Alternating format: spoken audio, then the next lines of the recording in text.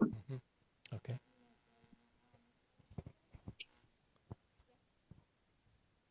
Yes. Okay, great.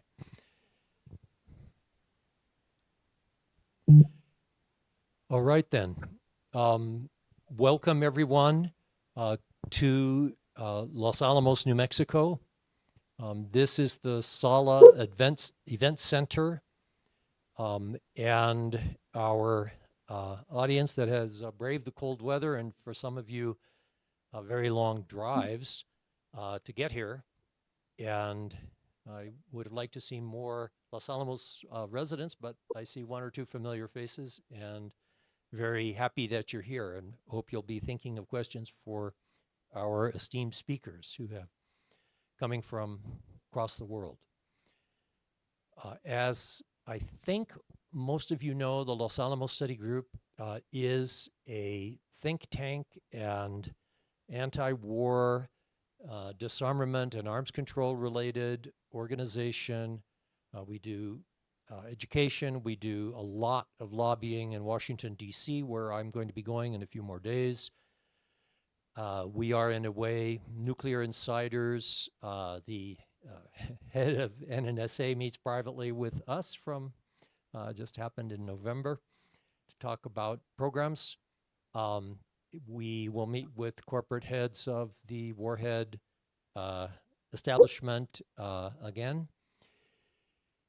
We are very much interested in increasing the peace, as it were, in between U.S. and Russia as foundational for most of the policy changes we'd like to see. The study group began in 1989 with meetings in Los Alamos at Fuller Lodge. We've had a lot of meetings. In those early days, we had the lab associate directors would sometimes come out and meet with us, Hans Beta, other parties talking about the Comprehensive Test Ban Treaty and the future of Los Alamos. But those were more peaceful days. And now a kind of iron curtain has descended in American society where it is no longer even possible to talk about some of the things we'll talk about today. So we're trying to break the mold a little bit. Um, Now we're very fortunate in having these speakers with us. Let's see, to remind myself of all, uh, I'm going to need to open up a tab so I can get things right. Bear with me. First, Dr. Trenin, who will be our first speaker. He is an academic supervisor at the Institute of World Military Economy and Strategy at the HSC University in Moscow. He is a member of the Russian International Affairs Council. He graduated from the Military University in Moscow, holds a PhD in history, served in the Soviet and Russian Army, and was a senior lecturer at the Military Institute. He was a member of the delegation at the Geneva talks on nuclear and space weapons, senior research fellow at NATO Defense College, and fellow at the Institute of Europe of the Russian Academy of Sciences. He was the security program, he was chief of the Carnegie Moscow Center, which is, I think, where we first came across his name, and until it closed in 2022. He is author of over 10 books in Russia, the United States, Germany, China, and other countries. He focuses on transatlantic and Eurasian security, international relations, Russian foreign policy, geopolitics and globalization, and post-Soviet Eurasia. So Dmitri will be our first speaker. He is at the moment in Moscow. Scott Ritter is a former Marine intelligence official. He retired with rank of major. He was chief weapons inspector in Iraq and a major critic of the U.S. invasion of Iraq. We know him as an incredibly prolific commentator an insightful student of U.S.-Russian relations. He has traveled to Russia, including recently. He, I think, has had, if not a major interest in U.S.-Russian relations. He has been deeply involved in U.S.-Russian arms control negotiations. He has written fine books on nuclear history and is one of the most qualified people we could possibly have from the U.S. side to discuss paths to peace in Ukraine. I should mention he's been to Ukraine recently, and as well as his other travels in Russia. So with that, let's see, return to Zoom. Hello. There. With that, we'll begin with Dmitri Trenin, and he has complete freedom to, let's see here, hold on, I want to just get him. No, not that. View. Speaker. There we go. Dr. Trenin, the floor is yours. Well, thank you. Thank you, Mr. Mello. Thank you very much for this very generous introduction. Listening to it, I thought of myself as some sort of a fossil coming from two very different ages in our common history. One is the period of the Cold War, and then the period of U.S.-Russian partnership that unfortunately came to an end. I wouldn't say abruptly, but very sadly, several years ago. First, I would want to make sure that we're talking about peace in Ukraine and not just stopping the fighting there, not just about a ceasefire, a truce, or however you want to characterize that. And I think it's a fundamental issue that we need to be aware of. It's easy to see why the people in the West who 2 years back, or let's say 2.5 years back, were talking about inflicting a strategic defeat on Russia. And these people included the still current U.S. Secretary of Defense, Lloyd Austin. And why many of them are now supporting some sort of a ceasefire in Ukraine. And they want to make it appear some sort of a concession to peace, concession to common sense, concession to humanity. In my view, if at this moment in time, it were the Ukrainian army who was making advances and capturing or recapturing the territory lost since February 2022, these people would hardly be talking about a ceasefire. And any discussion of a truce would, I think, be labeled immediately as helping Mr. Putin, helping Russia, and certainly a very bad thing.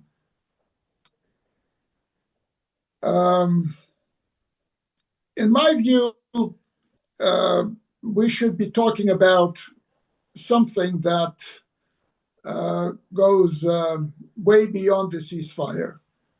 Because if you imagine for a moment that for some reason a ceasefire is accepted and put in place and fighting stops, then I think it will be merely a pause in the war. It will give respite to the battered Ukrainian forces. It would give the West an opportunity to replenish Ukrainian military stocks, military arsenals, support Ukraine in various ways, and certainly portray that as a huge failure for Russia and as something that would eventually lead to turning the tide against Russia at the proper moment. I have no doubt that a ceasefire would not last very long, that at some point Ukraine would restart the hostilities. If, however, you imagine that the ceasefire holds, then I think it's not a bad thing in the eyes of those people who were calling and still are thinking about giving Russia a strategic defeat, because Russia would be locked in this never-ending confrontation with Ukraine, and Russian resources would be focused on that situation and would be drained, and Russia would be weakened, which I think is essentially the end goal of certainly the strategy of this U.S. administration. In Russia, the official stance supported by, in my view, the bulk of Russian public opinion, that we should be talking about a peace that deals with the fundamental roots of the war, the things that actually led to this war. And I believe that those things come in two categories. One category is what a lot of very thoughtful Americans were warning for a long time, since the early 1990s, but never were heeded by the powers that be. That was NATO enlargement. And I would mention that people like George Kennan, perhaps America's most thoughtful diplomat in the entire history of American diplomacy, someone who was behind the concept of containing the Soviet Union, he was vehemently opposed to NATO enlargement for the reason that we see today, because it brought the United States within striking distance of a head-on collision with the other nuclear superpower. That was not something done out of any good feeling toward Russia, but that was a very rational calculus by, as I said, one of America's premier strategic thinkers. And NATO enlargement, which started in the early 1990s, and that was adding more and more countries to NATO, was like applying pressure to the Russian spring.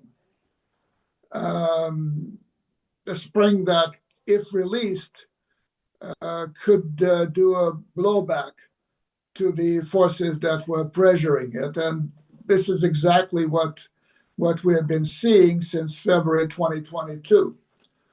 Some of my US colleagues likened the potential membership of Ukraine in NATO to the United States parking a land-based, if you can imagine that, a land-based aircraft carrier just at the gates of the Kremlin. And certainly that was something that no leadership in Russia, could have tolerated. Putin had been warning about that all the time. In 2008, he made his case directly to the leaders of all NATO countries at the NATO summit, or properly said, that was a Russian NATO Council meeting at the heads of state level in 2008, when basically the Russian leader said that NATO embracing Ukraine would make sure that Ukraine splits, that Ukraine no longer is united, and moreover, that military conflict might ensue or will ensue in that case, precisely what we're witnessing today. This is the first category. The second category of root causes of this war is the coming to power in Ukraine in 2014 as a result of the street supported coup. The coming to power of the more,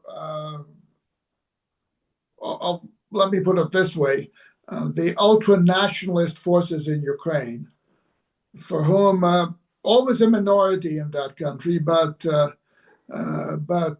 enjoying the momentum when they had some powerful allies, including those in Europe and in the United States.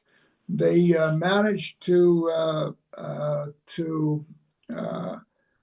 organize a Maidan, a street, a permanent siege of the Ukrainian leadership headquarters in Kiev, the capital, that ultimately led to the ouster of the then Ukrainian president. Not a very respectable person, I can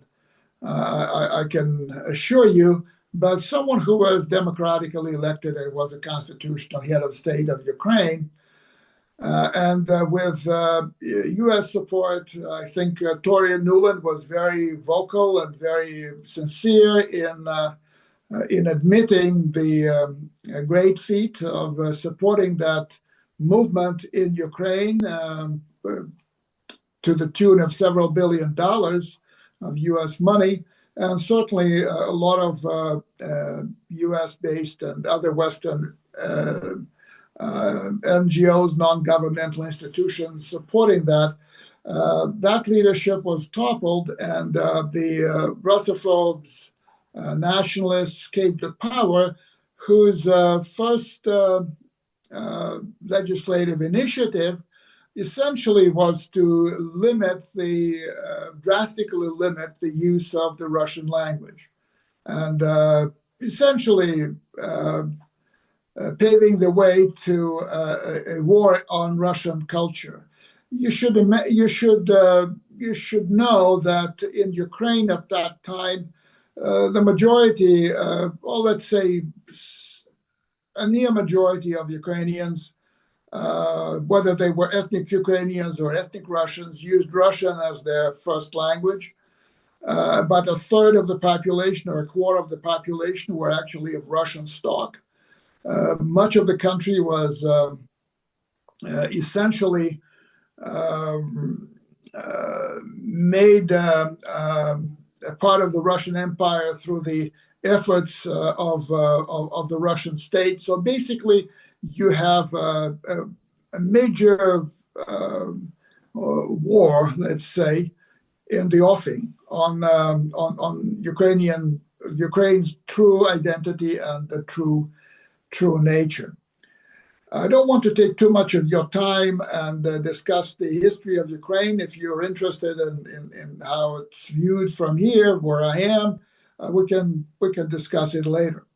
But let me say that going back to the issue of peace in Ukraine, we need to deal with those two things to make sure that the peace is a lasting one. One is the security aspect, and two is the kind of Ukraine that exists post-war. in terms of the security aspect, it's certainly Ukraine's status as a neutral state, a state that is not aligned with either Russia or NATO, primarily NATO, because this is something that Russia will never tolerate, and for good reason, in my view. And that it is also a demilitarized state, that its armed forces are limited to very limited self-defense. I must tell you that the Russian decision to go into Ukraine back in February 2022 was the result of 8 years of a war that the regime in Kiev was waging on the population of Donbass, that immediately after the coup in 2014 held referenda and opted for independence overwhelmingly. And Kiev tried to suppress that by force, and they would have snuffed out that quote unquote separatist movement had it not been for Russian support at that time, not military support, but various ways of supporting that Russian-speaking region in defending its rights within Ukraine. And when this proved no longer possible, and Ukraine was preparing, and there's proof of that, to take over Donbass and essentially put down all resistance to this Russophobic, ultra-nationalist, neo-Nazi regime in Kiev, that Russia finally, after 8 years, decided to intervene in force, and now this war continues for a third year, and next within a month we'll be turning the page, and again it will be a new year of war, a fourth year of war. So basically, when we talk about that, the whole complex of issues dealing with security need to be addressed. The other thing is addressing the nature of the Ukrainian regime, because the current government is certainly bent on fighting Russia to the last Ukrainian, and Russia does not trust and will never trust the government that exists today. And certainly, any peace should not only take account of the status of Ukraine, not only should take account of the security landscape in Eastern Europe that includes Ukraine but goes beyond it, but it should also take account of the territorial changes that happened after February 2022, when 4 regions of Ukraine, what used to be Ukraine, that were recovered by the Russian military, held referenda, and they decided to join Russia, just like Crimea did back in 2014. Those are mainly Russian-speaking and ethnically largely Russian regions of Ukraine. So that's what we're talking about. If I may say so, Russia has been trying to solve the issue several times by diplomatic channels. Russia's insistence was on non-NATO status for Ukraine, for and had that been accepted by the United States and its allies, there would be no conflict in Ukraine. There would be no war in Ukraine. And moreover, I would say that Crimea would probably be still Ukrainian. But that would have meant that Ukraine would be an inclusive country, a country that's open to both the East and the West, a country that would treat all its people equally, including those who speak Russian and are part of the Russian culture and what we call here the Russian world. Russia did offer a number of proposals just a couple of months before the start of the special military operation. And it tested the West with those proposals. And unfortunately, they were rejected. And we're talking about NATO membership. We're talking about demilitarizing the Russia-NATO, I should say, line of division in Europe, so that its excessive militarization is essentially rolled back.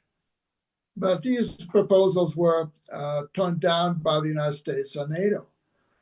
Even after the start of the special military operation, Russia and Ukraine entered talks that were held first in Belarus and then in Istanbul, Turkey, and resulted in a draft treaty that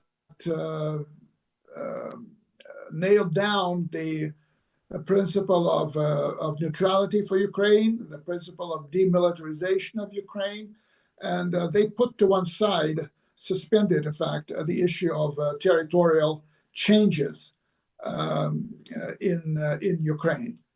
That treaty was initialed by the Ukrainian delegation, but later Ukraine rejected it after having heard from then British Prime Minister Boris Johnson, and as I understand, that was also the advice given to Ukraine by President Biden. So that's where we are. The most recent proposal for ending, not only ending the fighting, but ending the war, came from President Putin about 6 weeks ago, actually 7 months ago, in mid-June in Moscow.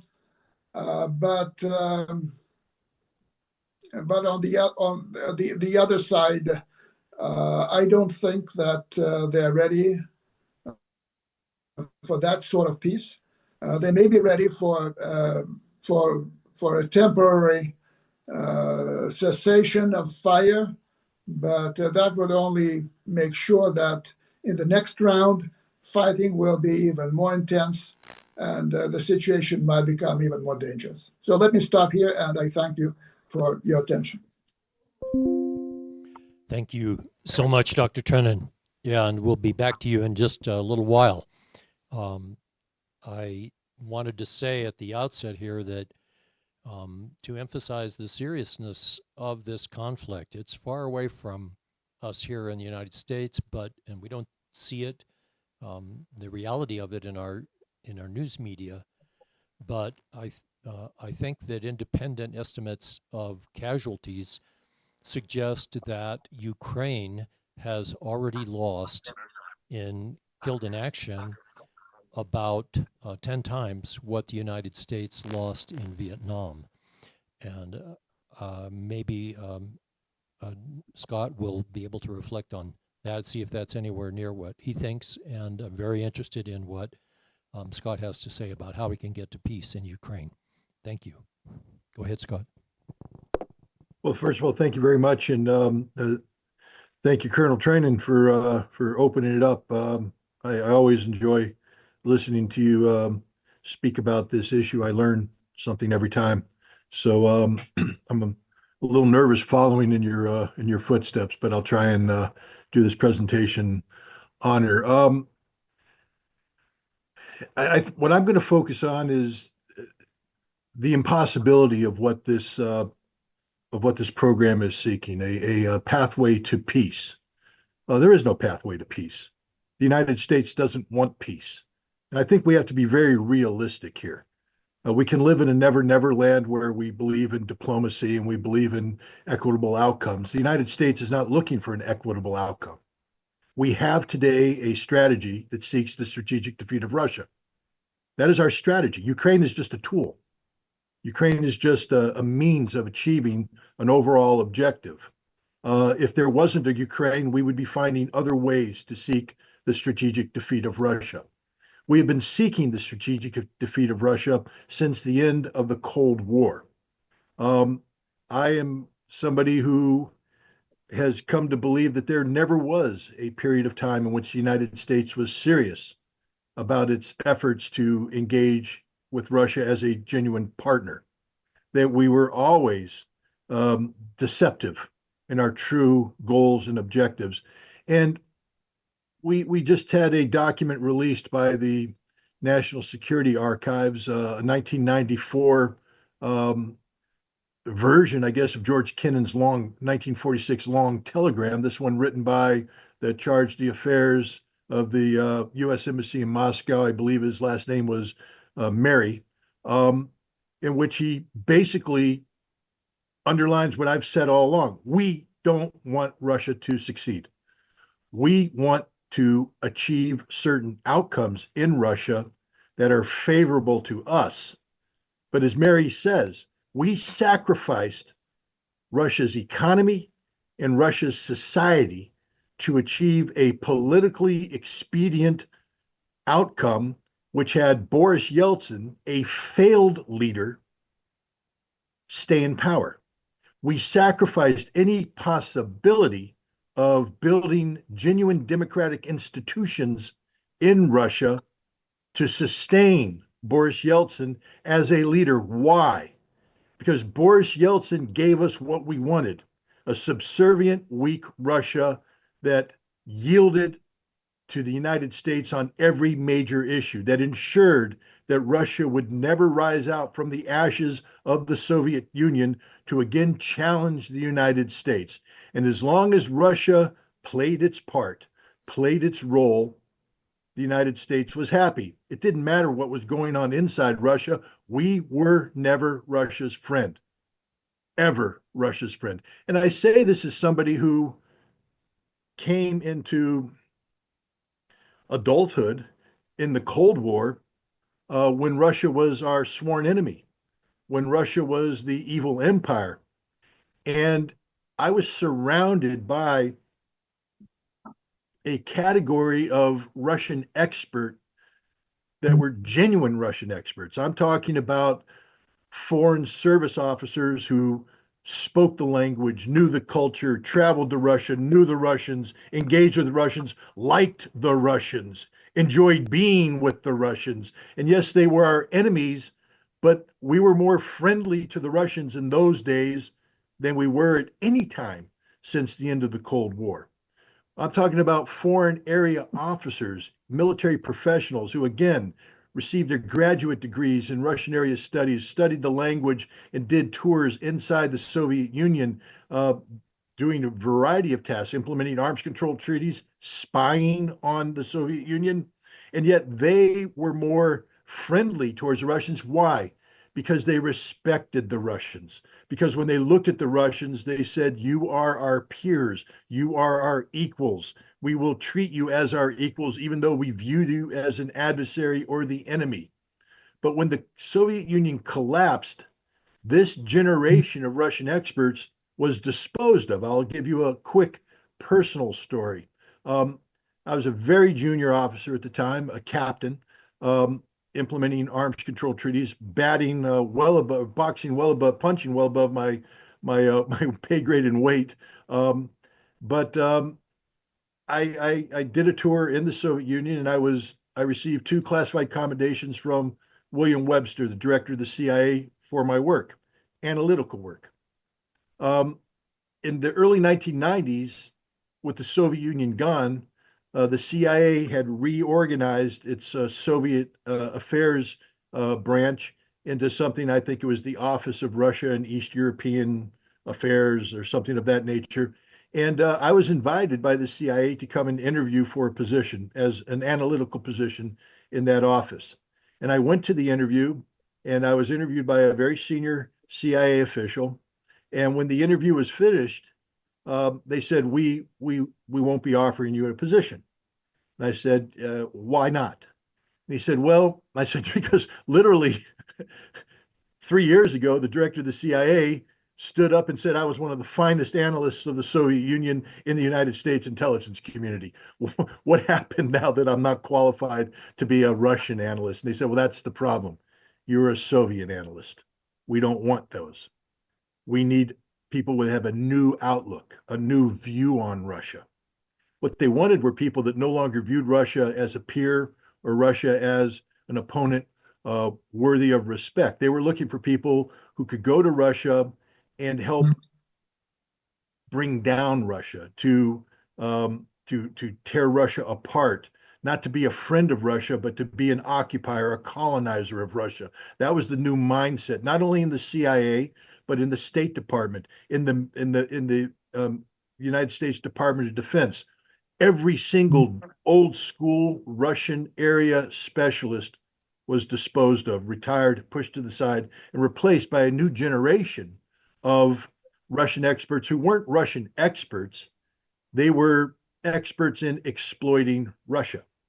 And this is where you get your Michael McFalls and people of this ilk. And this is what led to Mary's, the Chargy affair, Mary's long cable of 1994 that outlined that we were making huge mistakes in Russia, huge mistakes.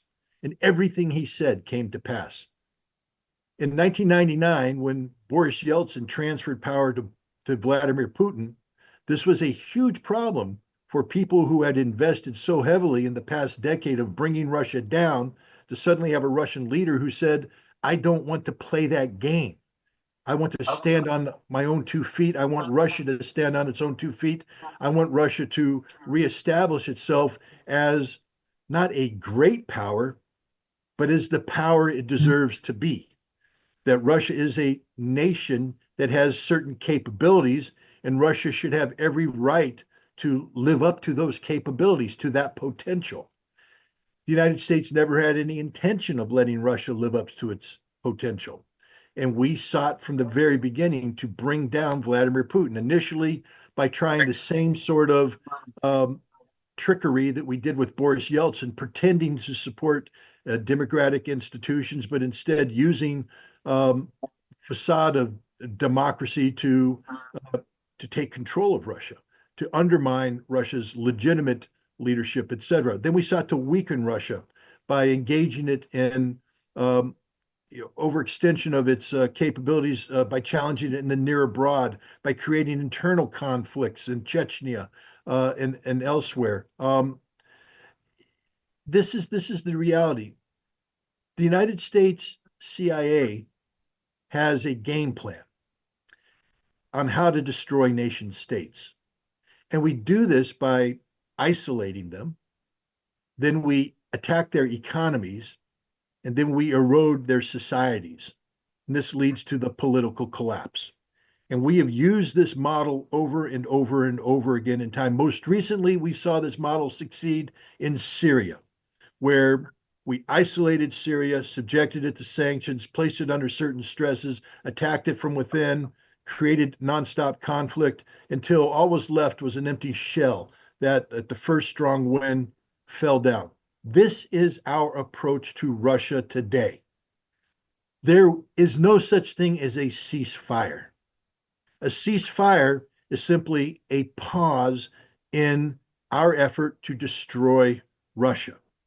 See, what Russia has done here in the special military operation is something quite spectacular. They're winning. They're winning not just on the battlefield, but they're winning at every category of this conflict, because this is a conflict that isn't about just Ukraine. It's about destroying the Russian economy. It's about continuing a process of tearing Russia down internally by creating facades of democracy, the Nemtsovs, the Navalnys, and others. These are all CIA fronts designed not to promote democracy, but to destroy Russia from within. All of this was eroding Russia. The Ukraine conflict came along, and Russia was able to, in one fell swoop, because of our decision to sanction Russia, liberate itself of the Western disease. The Western disease that had insinuated itself into the Russian economy, into Russian politics, into Russian society. Russia was able, through shock treatment, to purge itself of this Western disease. And then they turned the tables on the sanctions. It backfired on Europe, and Russia was able to then, reach out diplomatically and build stronger diplomatic ties. All of the effort that the CIA made throughout the 1990s into the 2000s, the teens, up until the beginning of the special military operation to erode Russia from within, collapsed. Russia now became stronger than it had ever been. Elections proved it in March that Vladimir Putin today is more firmly entrenched politically than he has been at any time. The Russian military is stronger than it has been at any time. Russian diplomacy is more viable than it has been at any time. Russia today is the strongest it has ever been. And this is because of the momentum that it has achieved, not just on the battlefield, but everywhere. Everything is related. The battlefield is the engine. This is a war of attrition, and Russia is winning the war of attrition. And as long as this war continues and Russia continues to tear down everything that gets thrown at it, the West will never catch up.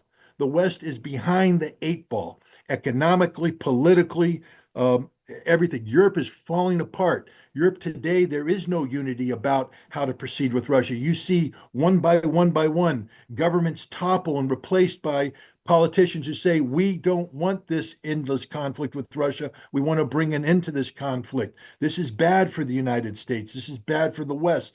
The defense industries can't catch up. Their economies are collapsing, and the Ukrainian military cannot sustain the rate of attrition. They don't have the manpower, and the West can't provide it with the resources. So now ask yourselves, why would Russia ever agree to a ceasefire?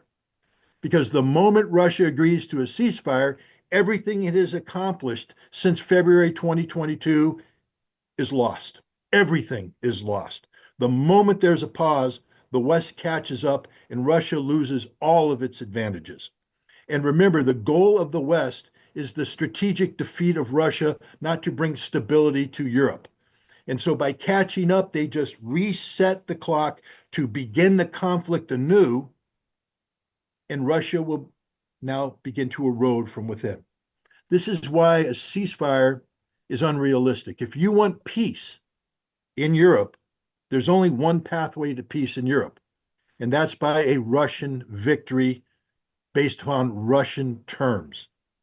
There can't be a negotiation where the West believes that it has a say in the outcome. The West doesn't get a vote. The West had a chance to vote. The West was given 2 draft treaties on December 17th, 2021, where they had the opportunity to sit down with the Russians and have a negotiation about what European security framework would look like. The West rejected that, forcing Russia's hand to begin this special military operation. Russia now, I believe, if there's going to be peace, Russia must win this war. That is the only pathway to peace, because by winning this war, Russia will do a number of things. One, winning on Russian terms means that Ukraine ceases to be a tool used by the West to bring down Russia. That post-conflict Ukraine will be exactly what Russia wants it to be, not what the West dreams it to be. The West only views Ukraine as a tool to bring down Russia. The West can't have a say in what post-conflict Ukraine looks like, because the objectives of the West aren't honorable, and we need to understand that. The West is not honorable here. The West is not looking for equitable outcomes. The West is looking to win. And a ceasefire is simply a tactic, a stalling tactic, until they can achieve their ultimate victory. So Ukraine must be what Russia and Russia alone wants Ukraine to be. 2, by freezing this conflict, you create a sort of a Korean scenario, North and South Korea, or a Cold War Europe scenario, East and West Germany. That's not going to be beneficial to Russia in the long term, because that just prolongs this conflict where the West is seeking to bring down Russia. This conflict needs to end, and that needs to end in a way that all sanctions are lifted against Russia, and that the West recognizes that the territory that Russia calls Russia is Russia forever. Russia cannot allow a situation where the West gets to draw maps that say Lithuania, Latvia, and Estonia are not part of the Soviet Union. That's what happened during the Cold War, where we failed to recognize the status of these three republics. We said they're not part of the Soviet Union. That's part of a mindset that said eventually the Soviet Union will collapse and these republics will become independent. If we allow the West to freeze this conflict or somehow end this conflict so that the West says that Crimea, Kherson, Zaporizhia, Donetsk, and Lugansk are not part of Russia, they're part of Ukraine, and they draw the maps that way, that just means that the West will never rest until that becomes the truth and Russia collapses. Russia must end all that nonsense right now. When this war ends, those territories must be recognized by the West as being part of Russia now and forever in perpetuity, because that way you bring an end to this nonsense of we're just going to wait until Russia collapses. And the other thing is, by Russia playing to its strengths, we are in a situation today where NATO may not survive the decade. And while this was not Russia's goal and objective going into this conflict, Russia was simply seeking to have NATO return to its 1997 borders. It will achieve Russian strategic objectives of eliminating NATO as a threat to Russia. NATO has no legitimate reason to exist. Its post-Cold War legitimacy is derived by its need to search for enemies. They found an enemy within in 1999 when it bombed Serbia.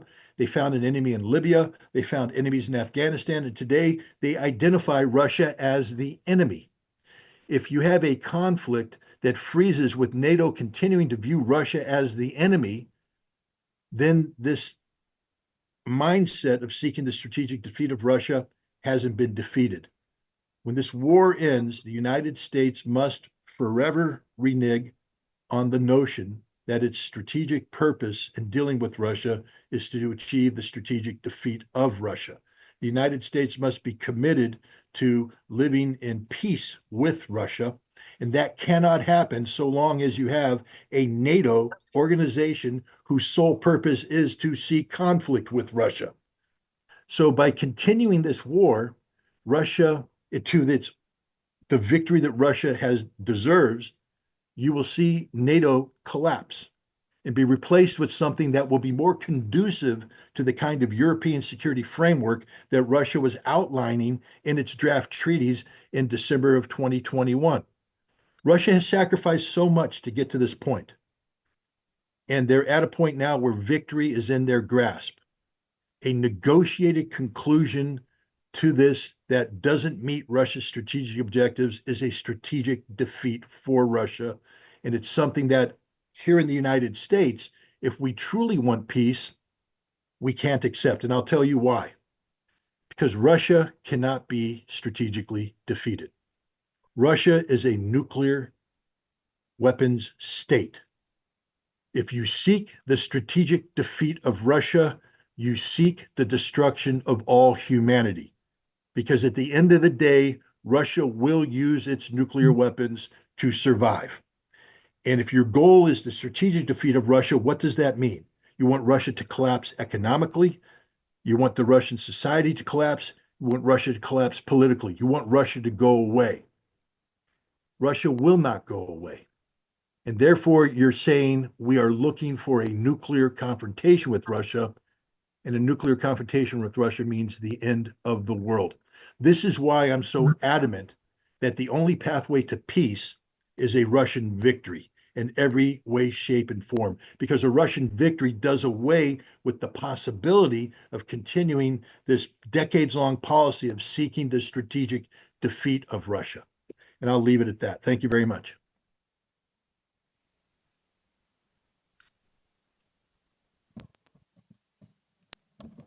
Thank you very much, Scott. Yeah, and for that outstanding perspective. I lost. All right, hold on. See, we might have lost. There we go. Okay. All right. Now, before we take some questions from the audience, let's go back to Dr. Trenin and for 10 minutes or so, and let him respond to what Scott said, or he may have other points that he didn't get to the first time around, and we'll continue like that, 10 minutes for each of our two main speakers, and then we'll go to the audience. Go ahead, Dr. Trenin.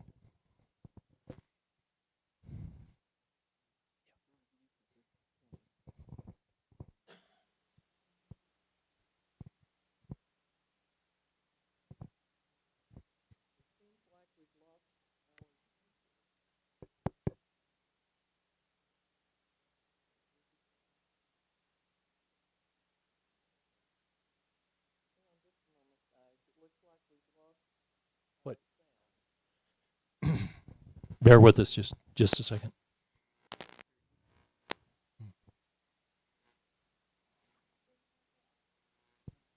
Can you hear me, Dr. Trenin?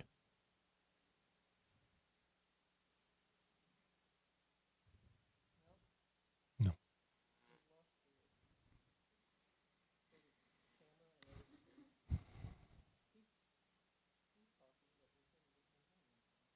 Okay.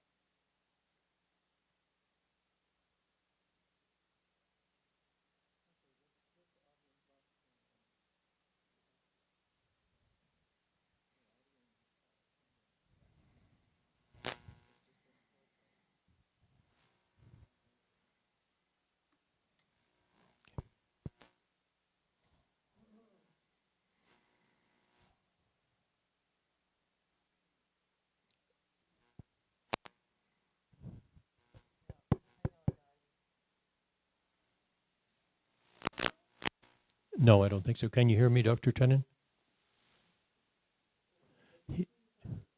I think he's hearing me, but we don't hear him. You're not muted, are you, by chance?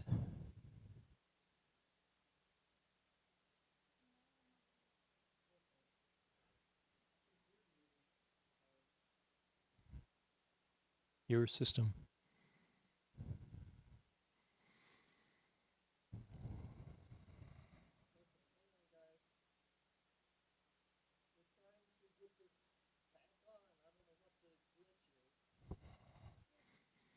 We can.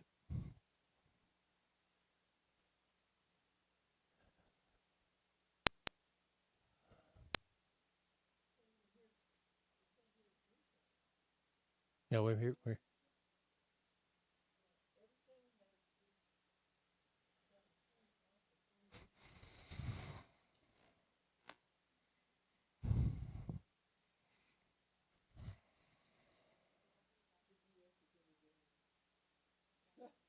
Trish, keep it.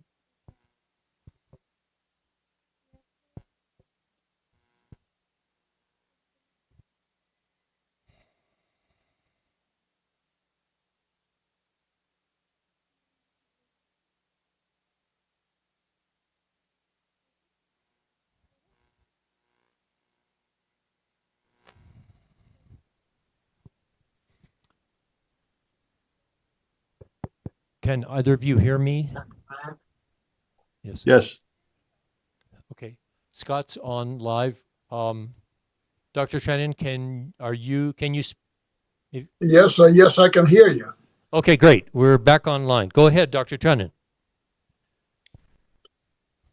Well, what can I do? I can only say that I wholeheartedly support what Scott has been saying. He made it so clear. He made it so forceful. He made it in such a brutally honest manner that that one meets very seldom in today's discussion, discussion panels. I think I will stress one point that he made, and it's a fundamental point. I'm glad that he made it, because coming from me at the very start, that could have been received differently.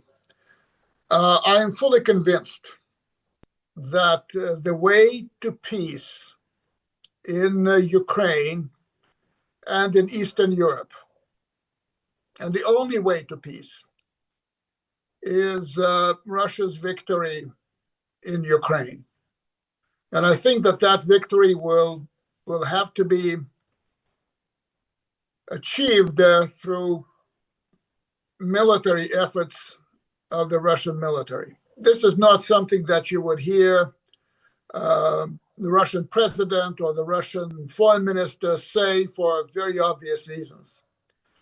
But the logic that Scott Ritter has just laid out makes this absolutely certain, that without a very clear victory that cannot be disputed by anyone, there will be another attempt at strategically defeating, quote unquote, Russia.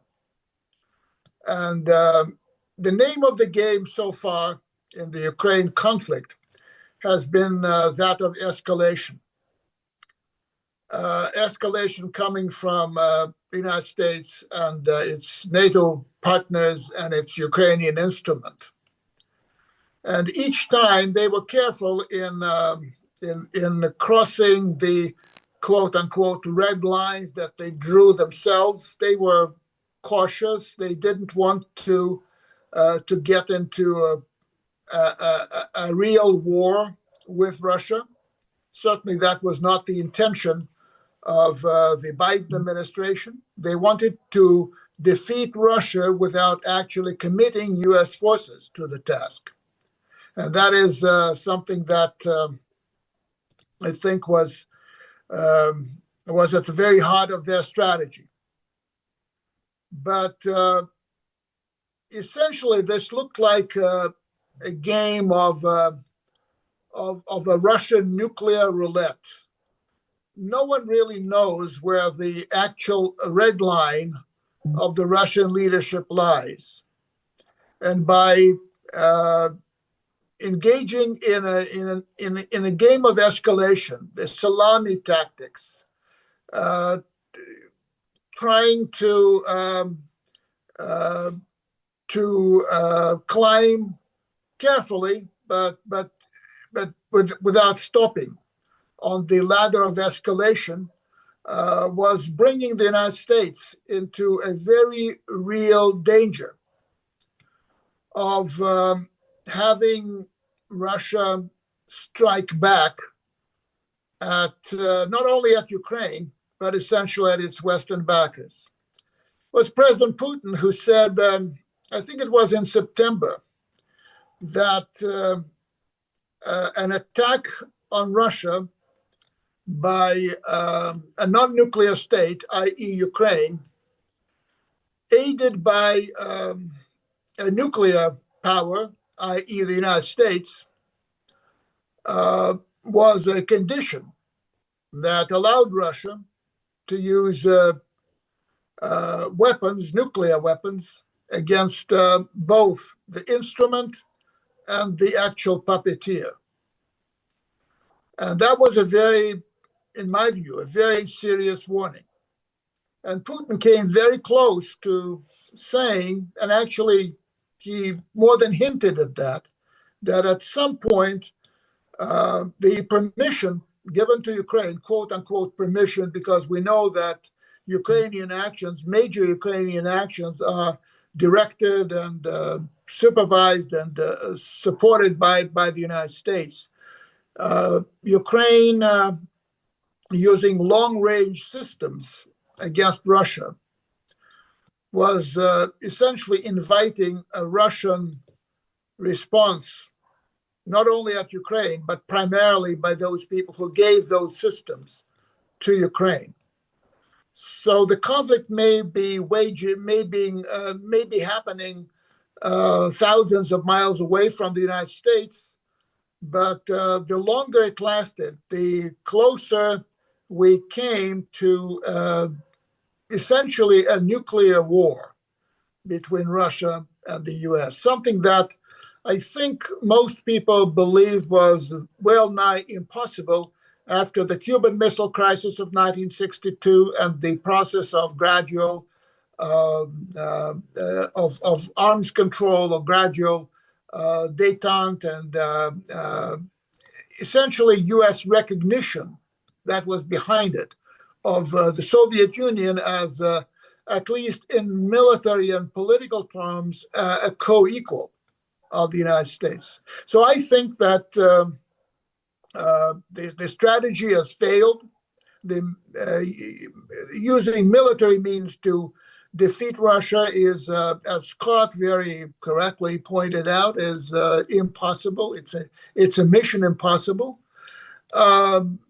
Other instruments of achieving that same goal, sanctions, all sorts of sabotage, trying to undermine the morale of the Russian people. These things will continue to be employed, but so far they have been ineffectual in their result.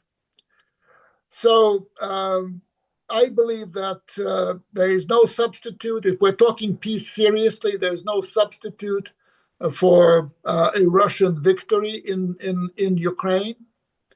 And in my view, Russia has no need at this point of any security guarantees from the United States or anyone in this world. The guarantees that Russia can only rely on are the guarantees that can be provided by Russia itself.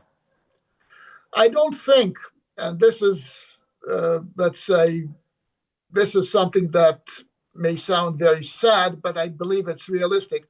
I don't think that peace will come very soon, the peace that Scott was talking about. Even after Russian victory, what some people call hybrid war of the combined West or collective West against Russia will not stop.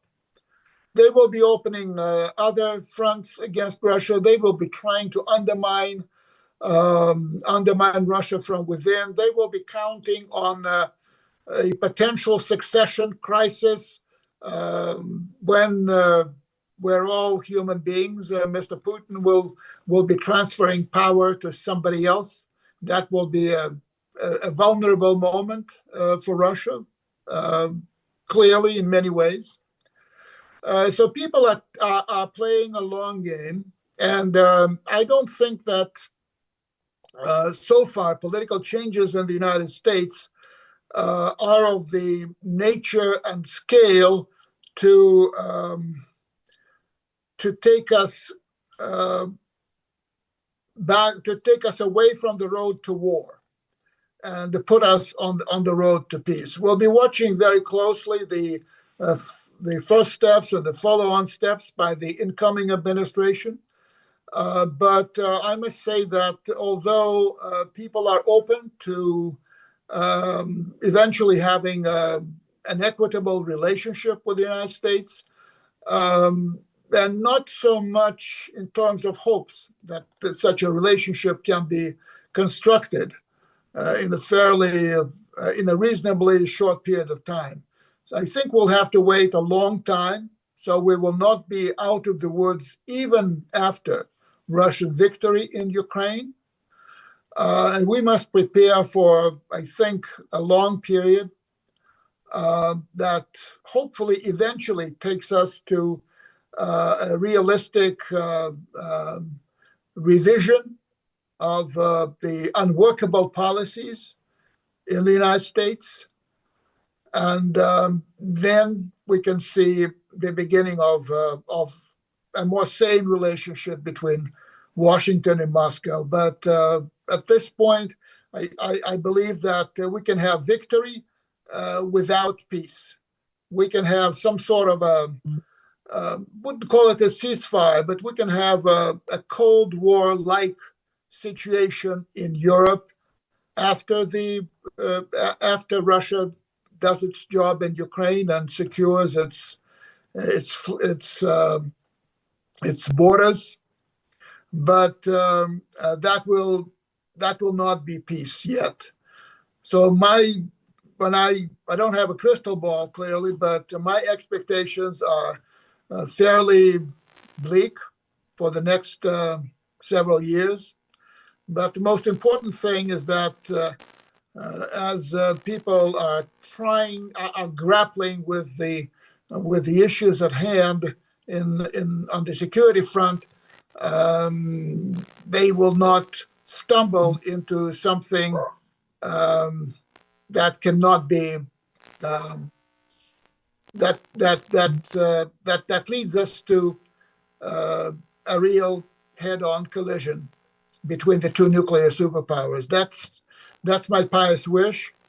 I hope we will not make the most fatal mistake, but the situation will remain very dangerous for years to come, in my view.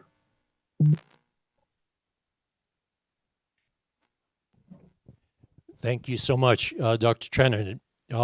Now, Scott, do you have any other further remarks, I hope, about the same? Well, I just want to emphasize one thing that Dr. Trenin just said that I think is not paid attention to nearly enough. And that is the question of the succession to Vladimir Putin.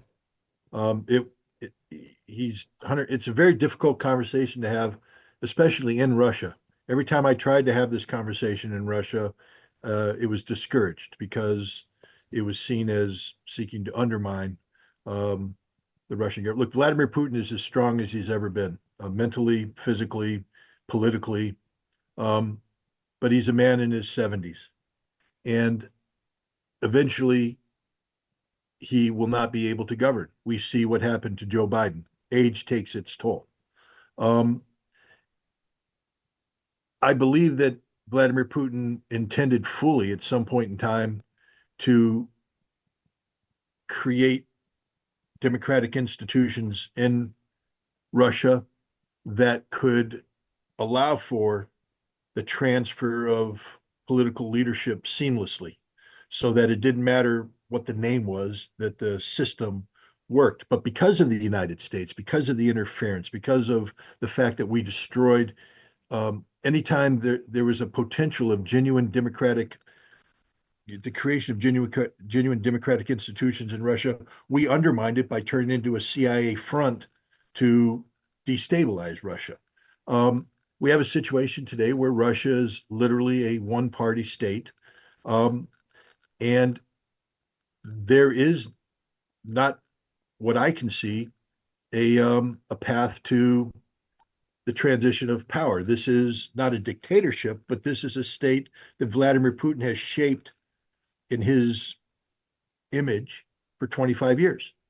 And this becomes the greatest point of vulnerability.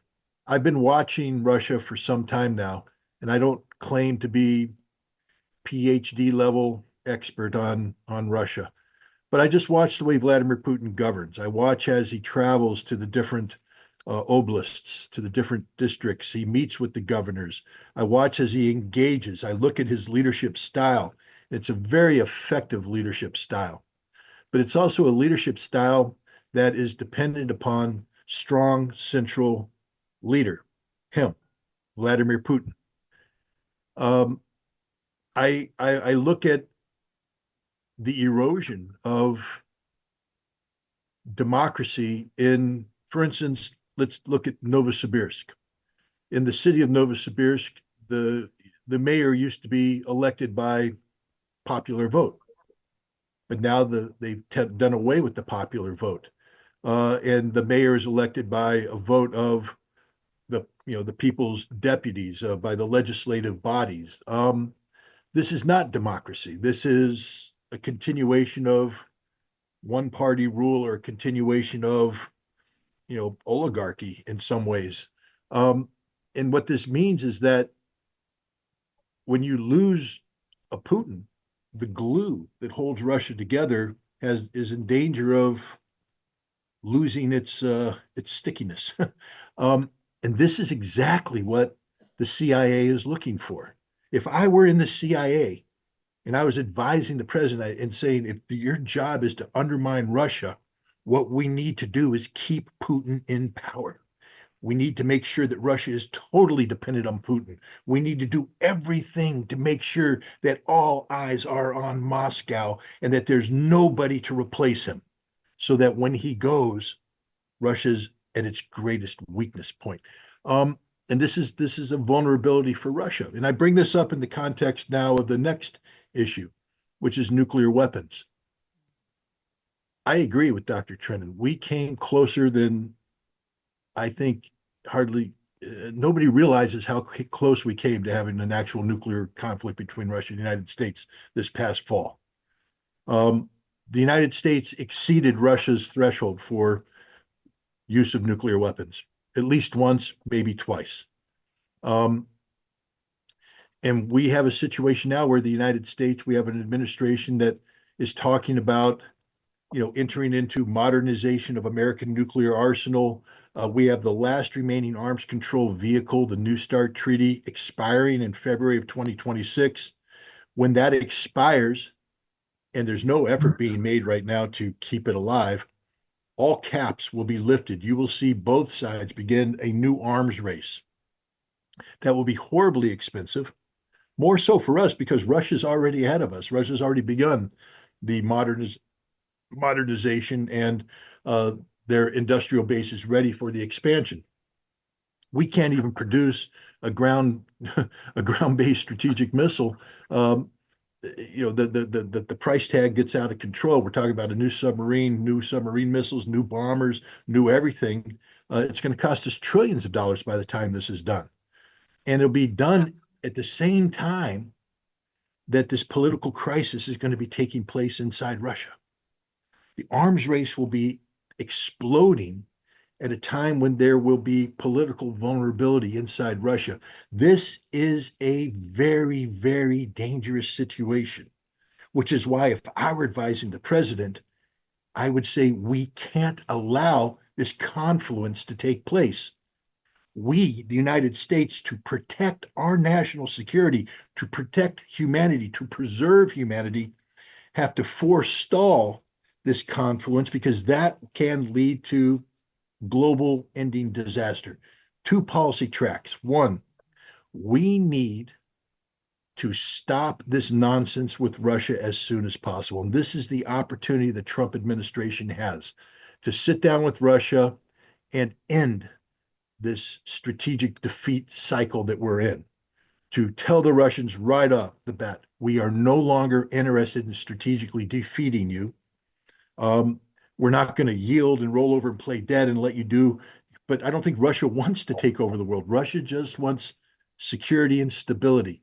We need to give Russia that opportunity to do that. We need to do that by shutting down the CIA's Russia Mission Center, transferring responsibility of the Russia target to the State Department, so that we are pursuing diplomatic ends to build a partnership of peace as opposed to an intelligence-driven mechanism seeking to undermine and overthrow. We need to change the mindset of the United States now so that Russia has a chance to build the institutions necessary for a successful transfer of power in a post-Putin environment, where they don't feel threatened from the outside, where they are confident in their own institutions and they can move forward. And we need to do that in conjunction with arms control. What Professor Trenin said is 100% correct. Russia has no interest in arms control with the United States right now. Why would they? Why would Russia have an interest? The one thing that guarantees Russia's survival is its nuclear weapon. And the United States has not been a good partner in arms control. I've had many conversations with Anatoly Antonov, the man who negotiated the New START Treaty. And he says straight up he was lied to. misled. The United States did not negotiate in good faith. He said there was a little bit of a naive approach on the part of the Russians in believing that the United States had face value. When Obama told Medvedev, "Oh, give me some time. We can separate missile defense from the bulk of the New START treaty. We need to do that for political reasons, but we'll get back to missile defense." We never did, because we never intended to do. We lied. We lied about verification mechanisms, which are supposed to dispose permanently of certain launch capabilities, but in fact only created a temporary modification that the United States admitted to Congress could be overcome instantaneously so we could get our launch numbers back up in a time of crisis. Why would Russia enter into a treaty where the United States sets it up so Russia reduces numbers, we reduce numbers, but in a time of crisis, we can increase our numbers to our advantage? Why would Russia ever trust us again? But we have to get Russia to trust us again, because if we don't, we have an out-of-control arms race at a moment of great political vulnerability in Russia, and the confluence of those two things will lead to a nuclear disaster. And so this is a time for diplomacy. This is a time for a new way of thinking about Russia. And I don't know if Donald Trump's administration is capable of this challenge. They don't have, America doesn't grow Russian experts anymore. We don't train Russian experts. We train people who are experts in trying to destroy Russia, but we don't have people who seek to engage the Russians as a nation, as a culture, as an identity, as people, as friends. We need to learn to do that again. We have to get our academic institutions back up to producing people capable of going to Russia, learning from the Russians, absorbing what it means to be Russia, and bringing it back to the United States and disposing of this Russophobia that's gripped this nation, this poison that's poisoned our minds. And if we don't, this might sound like pie in the sky thinking, guys, but I'm as honest as I can be right now. If we don't change our mindset, if we don't change our approach, within a decade, 2034 to 2038, we're going to have a confluence of an out-of-control nuclear arms race in a moment of extreme political vulnerability in Russia that could lead to a thermonuclear war between the United States and Russia because of misunderstandings that will inevitably come to fruition. Thank you very much. Thank you very much, Scott. I couldn't agree more. Now we have this precious opportunity for folks to ask a question or two to our speakers, and I'm going to let either or both of them answer these questions. And I have many questions myself, but let's go to the audience. So please, lady here in the pink. Do I need to stand up? Or? Oh, you're fine. Okay. Thank you, Dr. Trenin and Major Ritter. We really appreciate all the information and your expertise. I'm Lisa Hampton. I'm a retired program manager.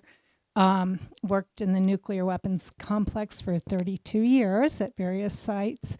I'm also a little bit older than Major Ritter, but I was actually living in Germany in the 70s during the Cold War. And my question, and I went to Moscow in 1975, so that was quite an experience.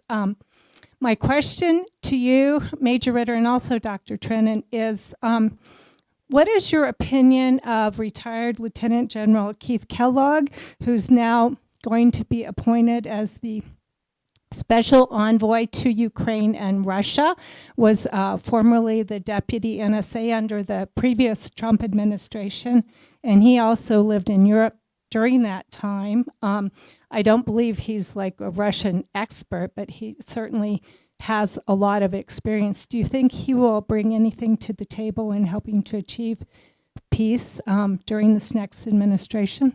Thank you. Dr. Trenin, do you want to lead with that, or? Well, I think it's easy for me to lead on that because I never met General Kellogg.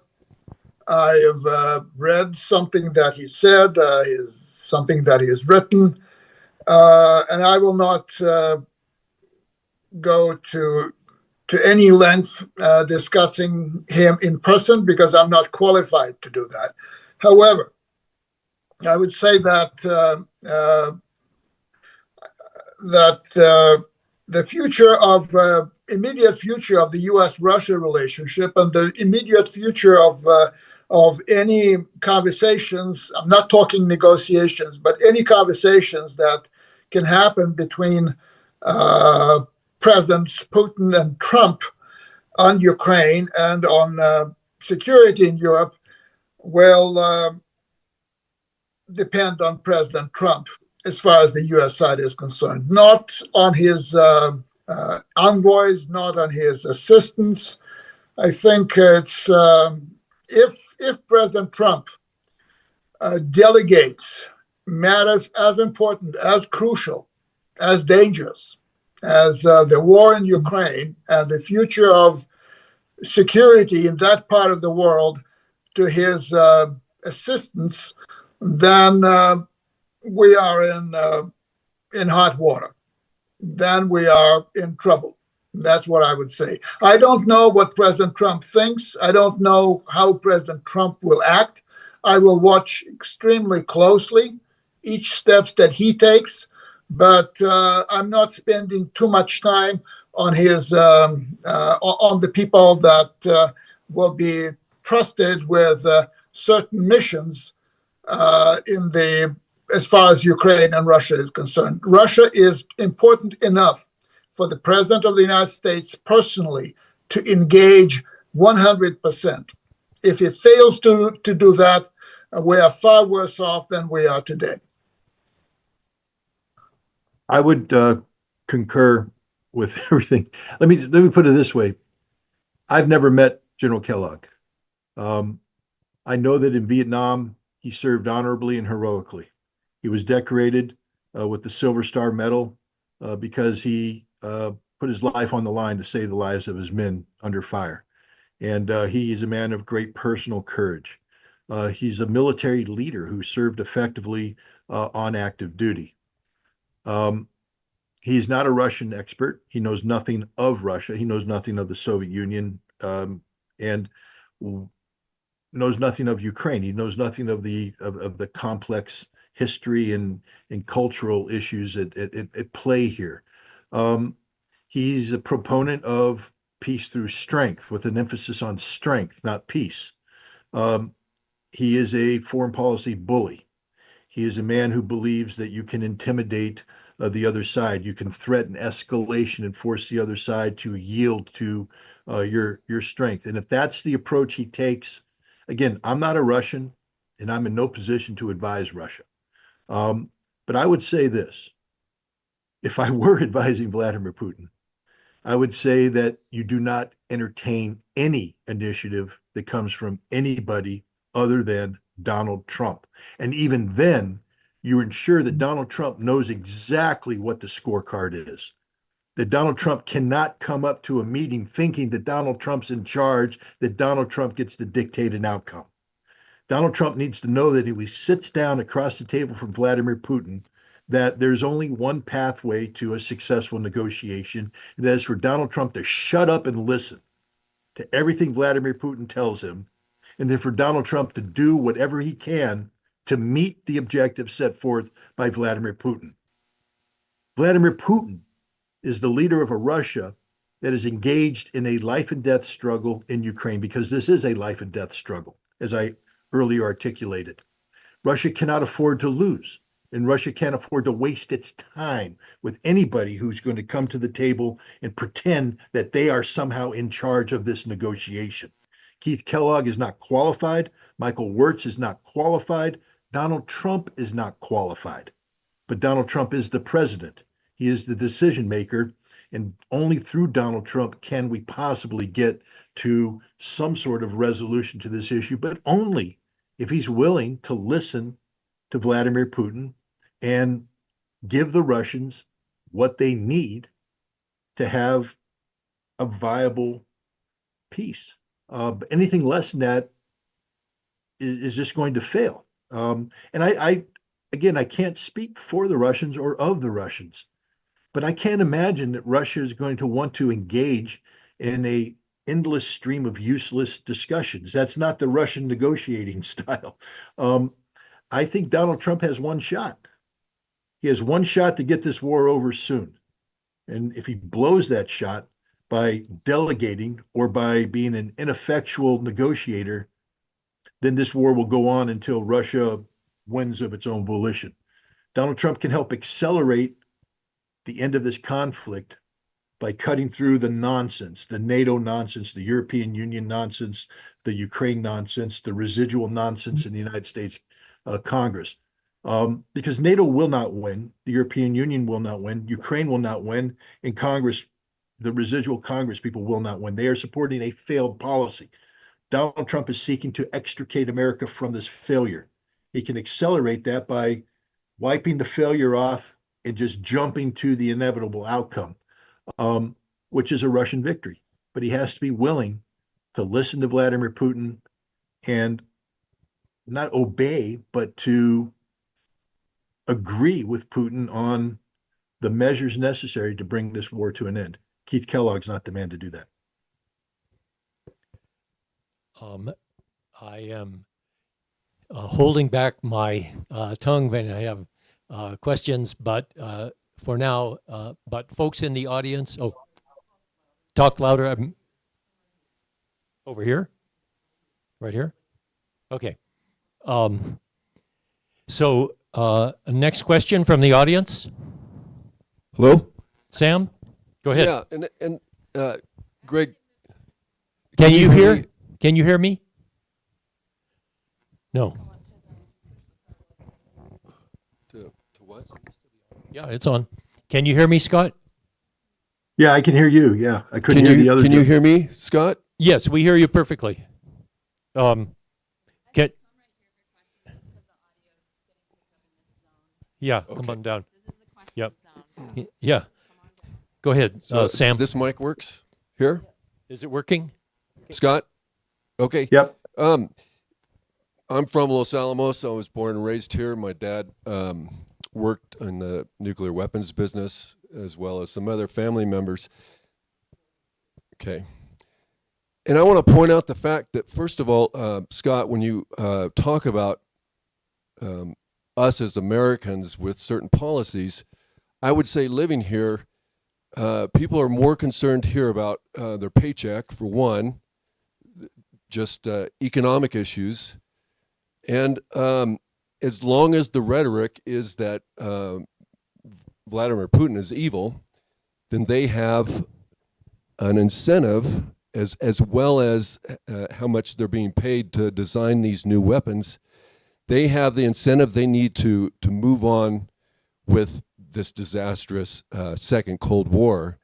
So I wanted to throw that out to you.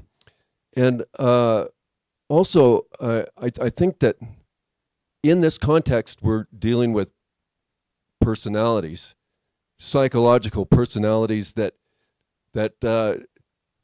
aren't conducive for peace. Megalomaniacs, of course, if you want to call Putin that, you could throw Trump into that same category. And it's like taking two guys to a bar and that want to fight, and they don't care who they're going to fight with. They're going to eventually find each other after they're inebriated, and they're going to fight. And I think that's the reality of what we're talking about in layman's terms. I'm an excavation contractor. I don't normally deal with politics at this level. And so that's a perspective from being on the ground and actually talking to people that design weapons here, that again, as long as they think that Russia is the enemy, they're not going to go outside this moral circle that they've drawn and look at humanity as a whole and say, we don't want a conflict because everybody loses in this. And the same way with Trump, the same way with Putin, if we're actually going to achieve peace, they have to see the effects on humanity, the effects on people that don't want to have anything to do with a nuclear war. And so there's that. And I would throw out also, and I apologize for being all over the place, is that if America collapses, that will end the war in Russia. And we are concerned right here, right now, people all over the United States with the effects of climate and the fires in Los Angeles and on and on. Every city is vulnerable as Los Angeles is, and that's what we have our mind on. But it is a collision course, and unless people start thinking more critically towards where we're headed militarily with our money, because again, we assume that we're going to take Russia down, but during the Cold War, we were close to taking ourselves down, and now we're almost there. So I'm going to leave it at that. Thank you. And if anybody wants to respond to that, that's fine. But Yeah. Thank you, Sam. Go ahead. Who wants to take that? Well, I'll start real quick, and then I'll turn it over to Colonel Trent.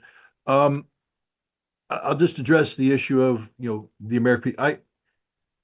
This past year, the past 2 years, I've been involved in a project that I call Waging Peace. And the premise of Waging Peace is I recognize that it's very difficult to get the average American to wake up and understand what's going on in Russia and comprehend the complexities of nuclear superpower relations when they're struggling to live from paycheck to paycheck to paycheck. And that means that you have a limited opportunity to engage with the American people on these issues.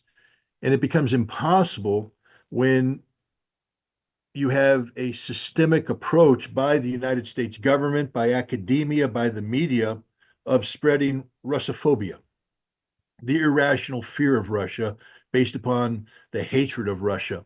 But where do you get hatred of Russia when you don't know Russia? It comes from ignorance. We fear that which we don't know, and we're trained to hate that which we fear. And so Waging Peace was a project for me to go to Russia, to travel throughout Russia, to meet with Russians, to learn about Russia, to relearn about Russia, because I did study Russian history and language and culture back in the 1980s, but that was during the Soviet Union. I last was in Russia in 1992, and I didn't return until 2023.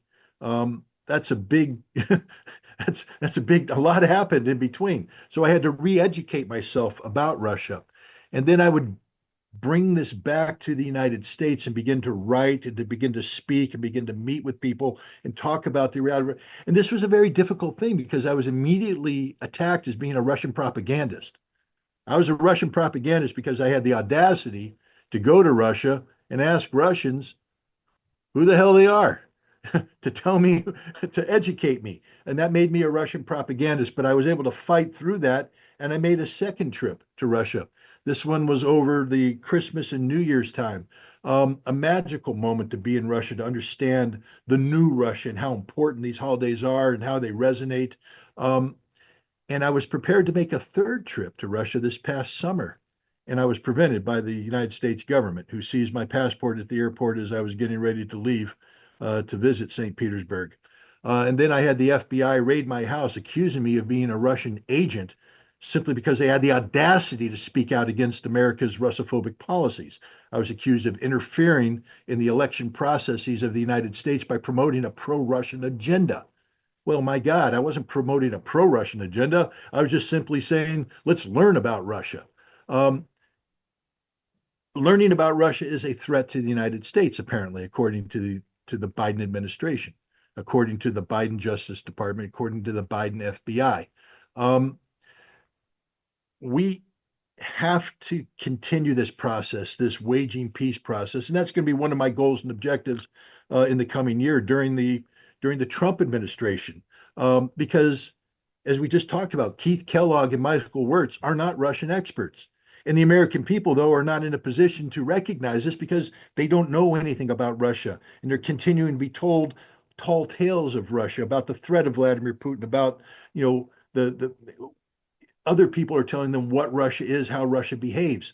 Let the Russians tell us what Russia is. Let us observe the Russians directly and see how they behave. Let us decide this for ourselves, as opposed to having it dictated to us by a compromised academia, a mainstream media that serves as little more than the mouthpiece of a government that has a larger objective of strategically defeating Russia. In order to achieve that, they have to tell lies about Russia to make Russia a threat worthy of this effort to defeat it. So defeating Russophobia is perhaps one of the greatest challenges of our time. Nothing else happens as long as the American public is infected with Russophobia. And so I will continue to put every ounce of effort that I can muster into pursuing this objective going forward. Thank you, Scott. Dr. Trenin? Well, Mr. Mello, I don't think I have much to add to what Scott Ritter so eloquently said just a moment ago. Yeah, go ahead, sir. Another question?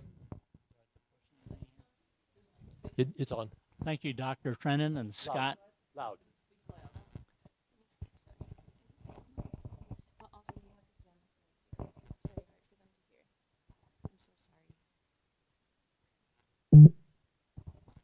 Can you hear me? Yes. Thank you, Dr. Trenin and Scott. Scott, I listen to you every week on Judge Napolitano's program. I always find your comments there interesting.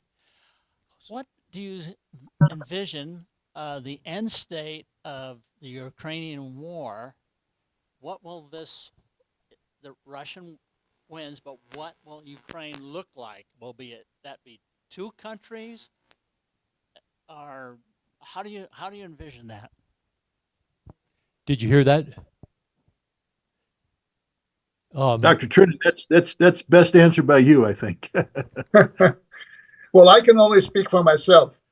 In my view, we're dealing with part of what used to be Ukraine that has joined Russia, starting with Crimea back in 2014, and then the 4 oblasts in 2022. I would not exclude that some other oblasts of Ukraine might go down the same path. So that's one Ukraine. That's one part of former Ukraine that will exist within the borders of Russia. That's my view. It's not what I think the Kremlin's view is, but that's how I think the war could end or should end from the standpoint of the Russian interest. I would also say that there is a part of Ukraine that is difficult to impossible to integrate with Russia in whatever way and form. And that's the western oblasts of Ukraine, 5 or 7, depending on what you count in and what you count out. They are historically the hotbed of Ukrainian Russophobia.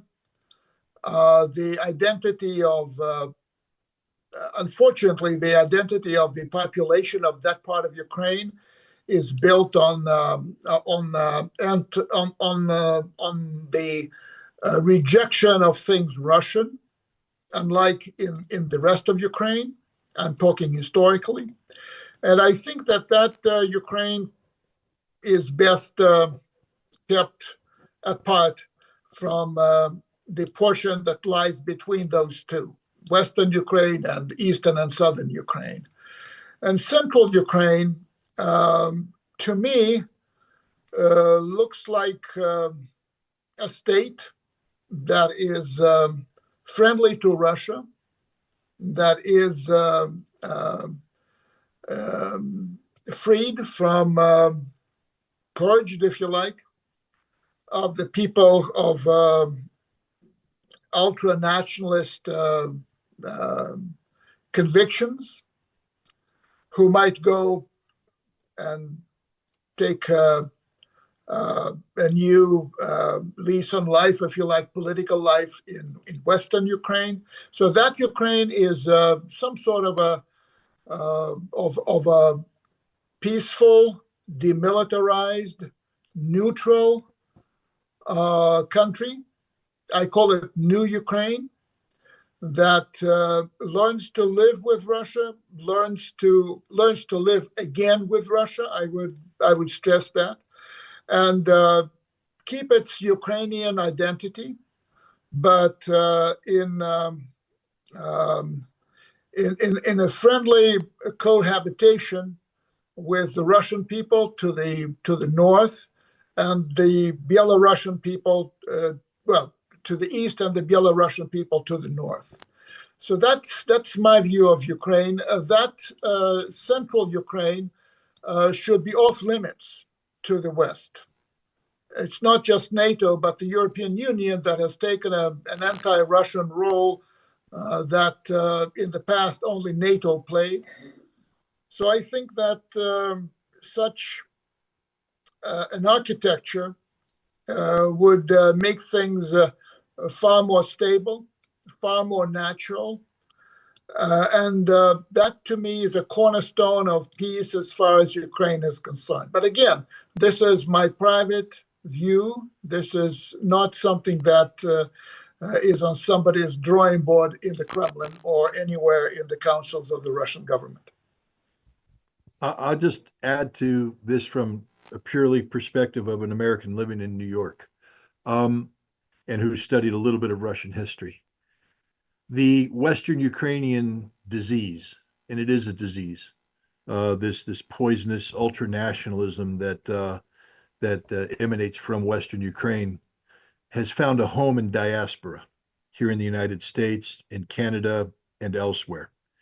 And it doesn't matter what is done inside Ukraine in terms of trying to control that, as long as it exists, not just is tolerated, but is furthered, is encouraged in diaspora.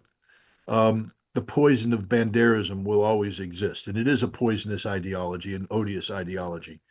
In Ellenville, New York, there is a camp that is basically run by the modern day version of the Organization of Ukrainian Nationalists. It's a children's camp where they poison the minds of successive generations of Ukrainian American children, educating them on the glory of Stepan Bandera and other people of this ideology. They literally parade with his portrait, and they sing songs in his honor, and they have a hero's monument with his statue. Now, in America, we have freedom of speech. And of course, if people want to engage in this hero worshiping of Stepan Bandera, that is their right to do so. But we have to delegitimize this. We have to make the hero worship of Stepan Bandera in America today as odious as would be the hero worship of Adolf Hitler, as odious as would be the expressing support for the Ku Klux Klan, or to talk about slavery. We have to make sure that it's recognized as a hate organization and that it has no future here in America. We have to destroy banderism in diaspora in order to give Ukraine any chance at emerging from this conflict with a path towards peace. Because as long as the Banderas have proven, this is an ideology that will resurrect itself over and over and over again if given the opportunity. The Soviet Union thought they had defeated banderism back in 1954, 1955, but they didn't. Because those whom they imprisoned were released by Khrushchev and allowed back into Ukraine, and those who fled into diaspora, living with CIA paychecks and the support of various governments to bring banderism back into Ukraine. We have to end that cycle. If we don't end that cycle, it's going to be very difficult to talk about a Ukraine where peace is a possibility. I really appreciate that detail, because it answers one of the key questions raised in a recent essay by Gordon Hahn, that the outcome of this war could well be a deeply resentful set of far-right people in Ukraine that that are a long-term problem for the West as well as for Russia. I don't know if you heard any of that. Did you hear that, Scott? The problem is when in the Marine Corps, my eardrums blew out, and I have trouble hearing to begin with, and I couldn't hear a word you just said. Oh, I'm so sorry. I really appreciated that answer because it deals with one of the practical problems that we have in the Gordon Hahn's recent essay brought that up, for example.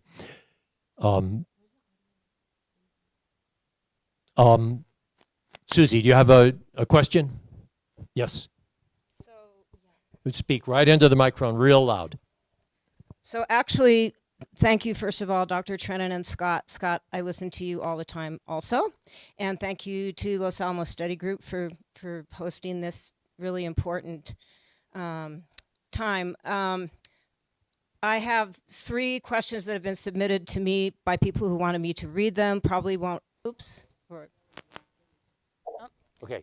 Can you hear? Can you hear? Just one question, Susie. One question. Okay, my question is, I guess, and that is the Los Alamos Study Group here in New Mexico, northern New Mexico. We're at ground zero of the new Cold War, where plutonium pits are. We're trying to ramp up new plutonium pits for the new nuclear warheads for the new to defeat Russia. And the Los Alamos Study Group has a call for sanity, not nuclear production, that has been in the works for several years. And I would like to share it with both you and Dr. Trenin, and I would like to ask you to endorse it on behalf of yourselves and your organizations. Great. And if we do have time for the other questions, there's a couple people that. We can maybe come back to them. Okay. Yeah, thank you, Susie, very much. Other questions? Mary, David, others? Okay, you got to come up here because the audio Okay. is, sorry. Yeah, here, go ahead. Go right up in that spot. Nice and loud. Okay.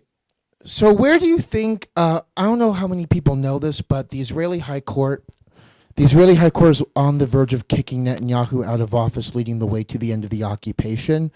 This is only really being talked about in the Israeli media. I tried to look at Swiss cows, like literally, I think yesterday. No, David, I don't think Scott is hearing for some reason, but we have to be brief also. Okay, basically, what do you think the lawfare attempts in Israel against Netanyahu, what do you think this is, how do you think this can relate to what's going on in Russia and Ukraine?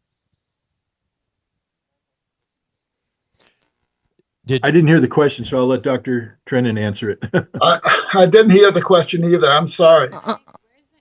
Very sorry. Oh, maybe do you hear better from here? Is this, The camera's here. Okay. I'm sorry. Okay, I'm sorry. Okay. I didn't realize the camera's here. So, did the Israeli High Court is on the verge of kicking Netanyahu out of office and incapacitating him? I can't hear. okay. Can you speak directly into the mic or something? I don't know. Oh. It's on. Yeah. Can you hear me? No. Okay. Use Mr. Mello's mic. Yeah. Oh, is this good? Okay, good. So, the Israeli High Court is on the verge of removing Benjamin Netanyahu from office in a disqualification petition. How do you think that would relate to what's going on? Maybe it's where you're standing. Go. I don't know what's going on, but I can't hear a word. Stand back to your feet over there. Okay. Okay, is this good?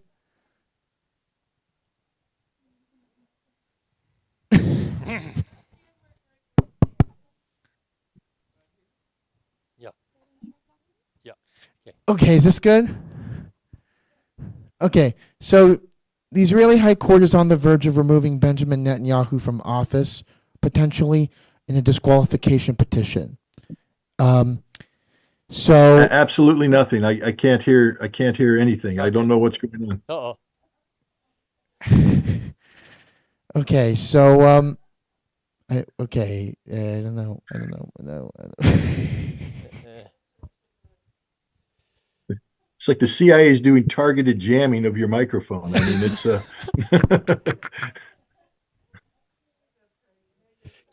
Scott, can you hear me from over here?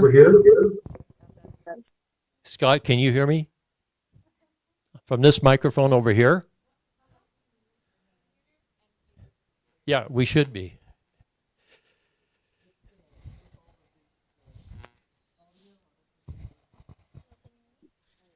I can Yes. hear you. Yes. Okay. Test.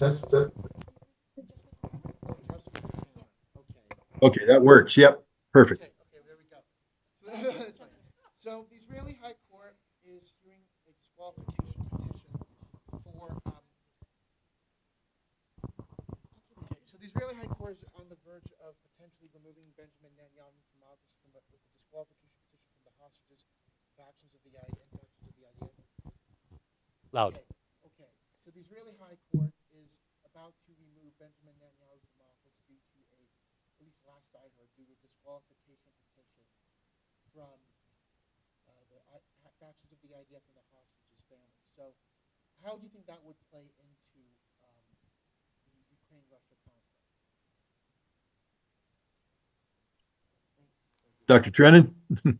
Well, I don't think I can see a direct link. So my guess is that the impact will be zero.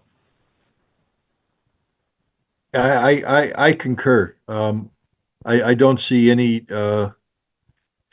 link between Israel's domestic political situation or even the regional dynamic related to hostages and the conflict in Ukraine. So I think it would be nil.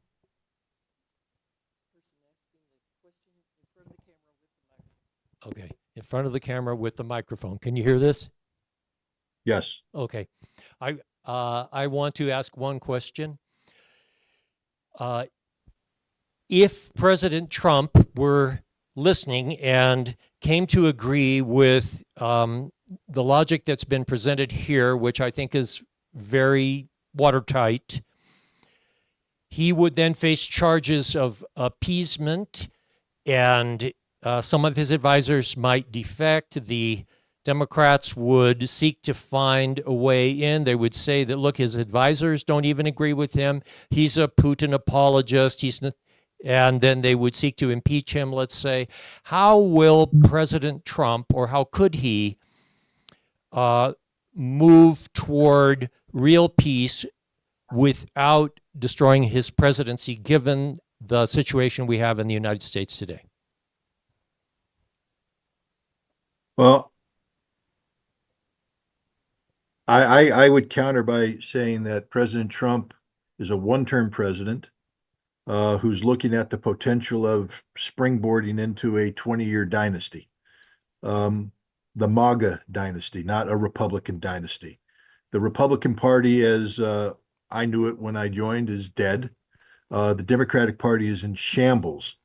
The scenario you paint is a scenario that implies that President Trump has a viable opposition against him. I'm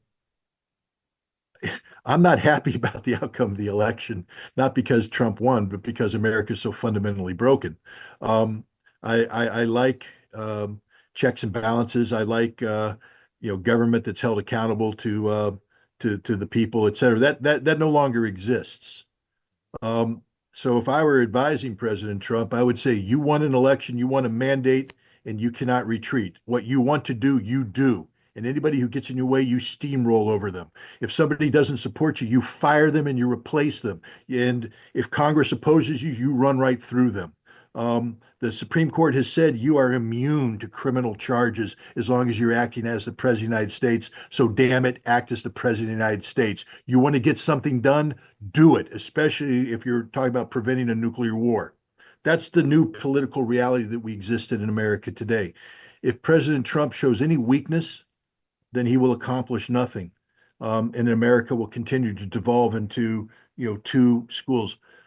This is an ugly situation we're in. Nothing I just said is conducive to the kind of constitutional-based government that I swore an oath to uphold and defend, that I grew up believing in. But we are in a new reality right now, and for President Trump to govern effectively, he has to govern in accordance with this new reality. Dr. Trenin, anything? Well, Mr. Mello, I don't think it's proper for me to discuss domestic American politics. But what I can say is that here in Russia, I think we are ready for any scenario that plays out in the United States domestically. And it will not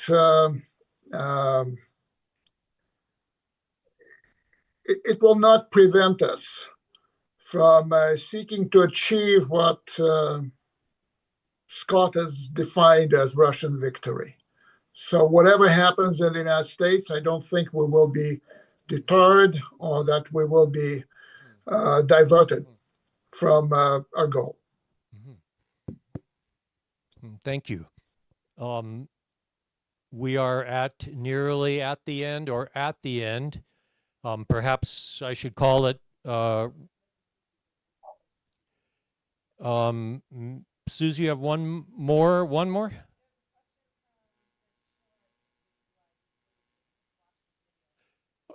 Okay. That maybe they, okay. Go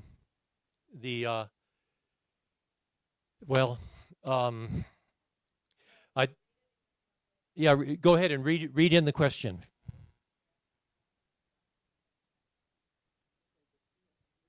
Yeah, right here, Susie.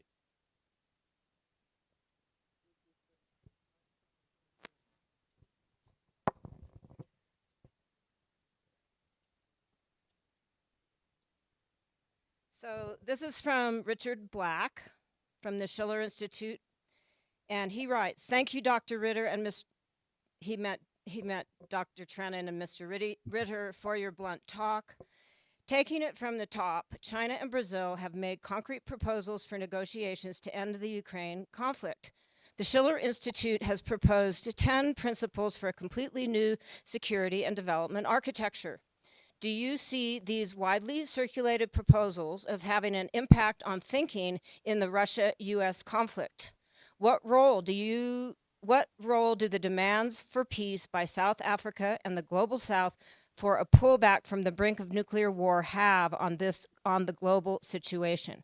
Can this global majority have an impact? And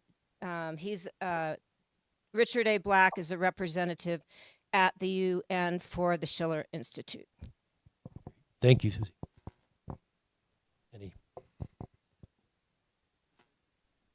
Yeah. Did you guys get that question?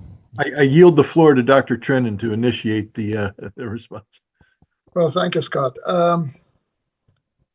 I recently met Mr. Black, and I'm glad that he was paying attention to this very interesting discussion today.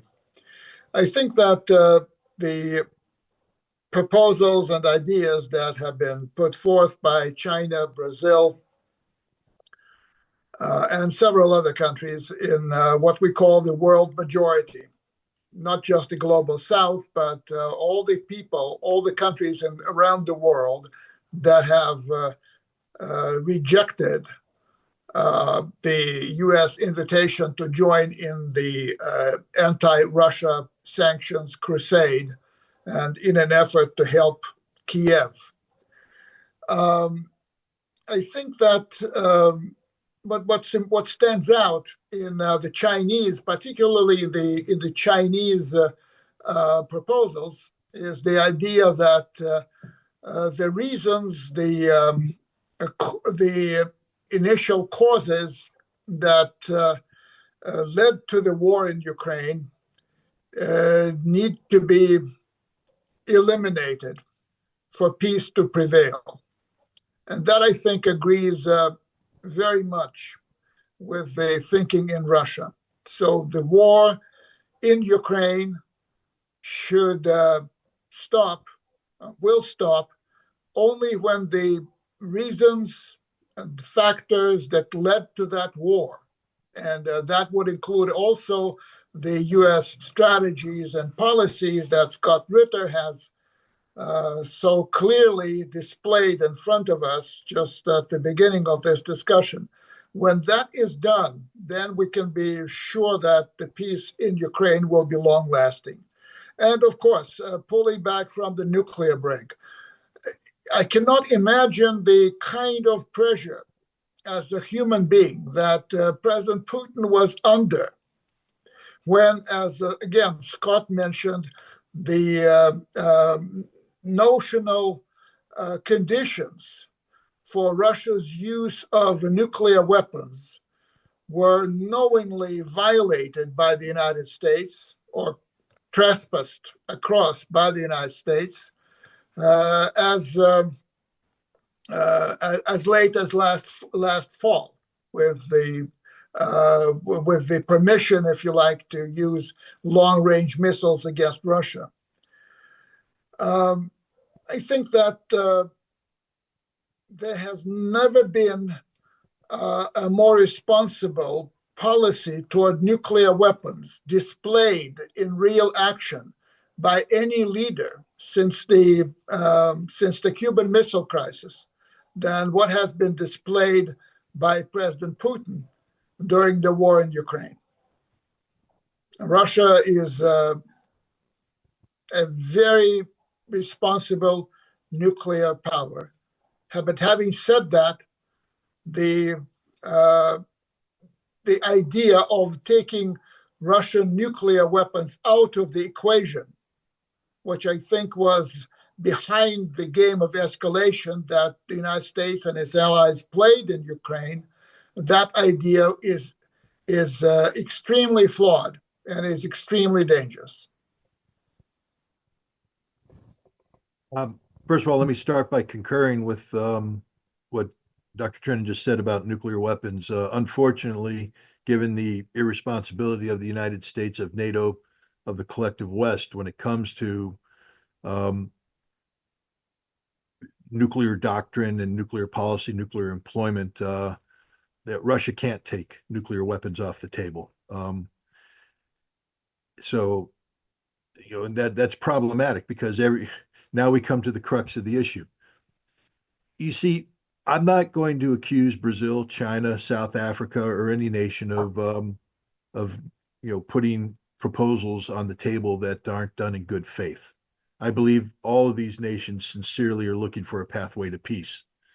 But the problem is their formulas presuppose that both Russia and the collective West, because it is a collective West issue, are negotiating in good faith.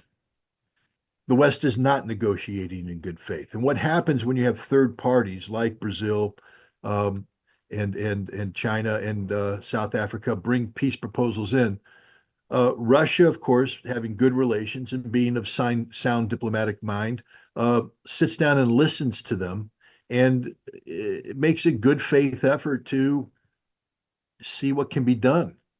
The United States and their Western allies pick the proposals apart to dismiss that which is inconvenient to the policy objectives of the West while promoting that which pursues the policy objectives of the West. And this is why, again, if I were advising the Russian president, and he's never asked me, and I would never accept it, I'm just saying that for the benefit of the FBI. But if I were advising, I would tell Sergei Lavrov to nod your head, shake their hands, smile, and send them away. That the only solution comes from the tip of a Russian AK-47 or 74 and a tip of a Russian bayonet. That there is no Brazilian peace proposal. There is no Chinese peace proposal. There is no South African peace proposal. All of these peace proposals are little more than diplomatic covers for American efforts, Western efforts to achieve their strategic objective, that the only path to victory comes through a Russian military victory, and there's no third-party solution. Thank you very much for that question and for these important answers, which brought new light to an already brilliant presentation by both of you. We're very, very grateful for your candor and for your willingness to speak, and we look forward to further interactions and for continuing this series of talks with other speakers so we can address the Russophobia that haunts our country and cripples it in its international relations. And you've both done a great deal to help the cause of peace, and we're very grateful for your presence here today, as well as the audience. So thank you, everybody, and especially to our speakers. Oh, this will be on our YouTube channel, as well as the live link of the Sala, and it's on the live link of the Sala Event Center in Los Alamos right now. It will be on their YouTube channel as well. So we'll be in those two places, and we will circulate it as widely as we can. Thank you very much. Thank you. Thank you very much. Goodbye, all. Thank you. Bye.